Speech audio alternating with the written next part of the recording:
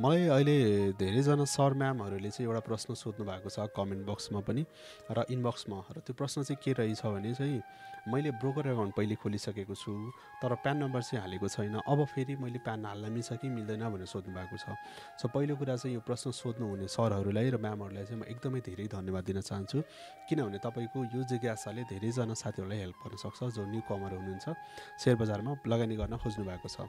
So उहाँहरूलाई चाहिँ अलिकति हेल्पफुल हुनसक्छ।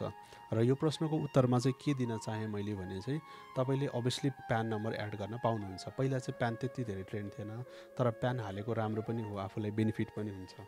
आफ्नो ब्रोकर अकाउन्टमा प्यान नम्बर चाहिँ अपडेट गर्न मिल्छ। अब यसको दुईवटा तरिका छ। एउटा चाहिँ फिजिकल भन्नाले तपाईँको नजिकै आफ्नो ब्रोकरको नजिकै हुनुहुन्छ भने त्यहाँ गएर मलाई प्यान एड गर्नु छ भनेर चाहिँ रिक्वेस्ट गर्न सक्नुभयो, उहाँले एड गरिदिनुहुन्छ है।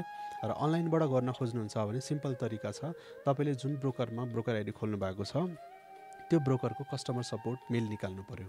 उहाँहरूको जुन मेल आइडी छ नि त्यो वेबसाइटहरूमा मजाले भेटाउन सक्नुहुन्छ। त्यो मेल आइडी निकाल्नु पऱ्यो र मेल गर्नु पऱ्यो तपाईँले। र मेल गर्दाखेरि चाहिँ के ध्यान दिनु पऱ्यो भने चाहिँ तपाईँले चाहिँ मेरो प्यान नम्बर एड गरिदिनु भनेर मेल चाहिँ गरिदिनु पऱ्यो।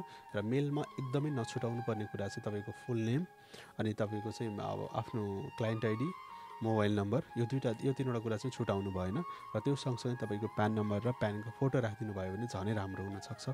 यसरी तपाईँले मेल गरेर पनि आफ्नो ब्रोकर अकाउन्टमा प्यान एड गर्न सक्नुभयो। तपाईँले मेल गरेर पनि आफ्नो ब्रोकर अकाउन्टमा चाहिँ प्यान नम्बर एड गर्न मिल्यो।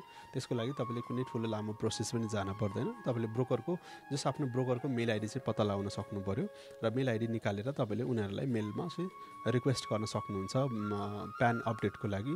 र त्यसरी चाहिँ गर्नुभयो भने उनीहरूले प्यान अपडेट तुरन्तै तपाईँको गरिदिनेछन्।